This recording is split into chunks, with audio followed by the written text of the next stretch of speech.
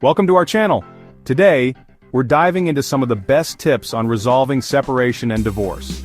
Look, divorce is tough. It's emotionally draining, it's confusing, and it can feel like you're stuck in a never-ending cycle of conflict. But let me tell you something, it doesn't have to be that way. If you're going through a tough time, these conflict resolution strategies can help you navigate your relationship challenges. We're going to give you the tools you need to take control of the situation and come out on the other side stronger.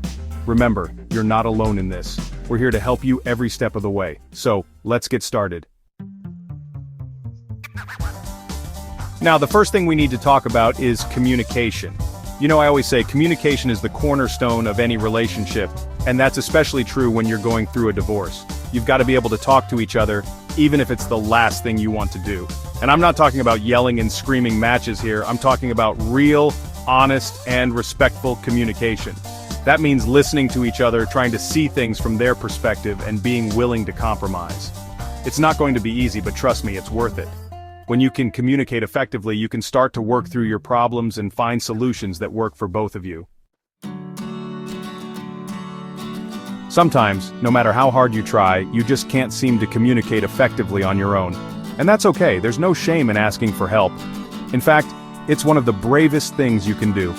A therapist or counselor can act as a neutral third party, helping you to communicate more effectively and work through your issues in a healthy way. They can help you identify the root of your problems, develop coping mechanisms, and find ways to move forward. Remember, seeking professional help doesn't mean you've failed. It means you're strong enough to admit you need support, and that's a good thing. Chapter 3. Setting boundaries. Protect yourself, protect your future. Listen, divorce can be messy, and it's easy to get caught up in the drama. That's why it's so important to set boundaries. Boundaries are about protecting yourself, both emotionally and mentally. Think about it. What are you willing to tolerate? What are your deal breakers? Once you know your limits, communicate them clearly and firmly. This might mean limiting contact, refusing to engage in arguments, or even having a third party mediate communication.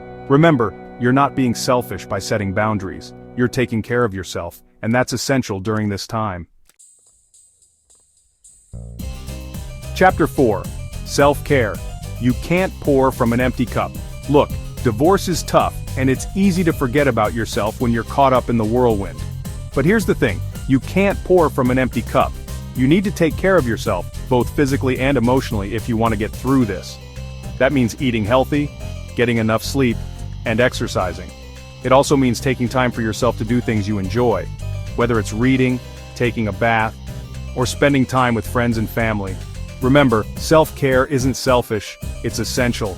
You deserve to be happy and healthy, and taking care of yourself is the first step. Chapter 5. Focusing on the future. Your best days are ahead. It's easy to get stuck in the past, dwelling on what went wrong and what could have been. But let me tell you something. The past is gone. You can't change it. What you can change is your future. Instead of focusing on the negative, try to focus on the positive. What are you grateful for? What are you looking forward to? Start setting goals for yourself, both big and small. Remember, divorce is a chapter in your life, not the whole story. You are strong, you are capable, and you have a bright future ahead of you. Outro, you've got this. Thank you for watching. We hope these tips help you through your journey. Remember, divorce is a process and it takes time. Be patient with yourself and don't be afraid to ask for help when you need it. There are resources available to support you, and we encourage you to reach out. You're not alone in this. Remember, you are strong, you are resilient, and you will get through this. Don't forget to like, comment, and subscribe for more helpful content. Take care.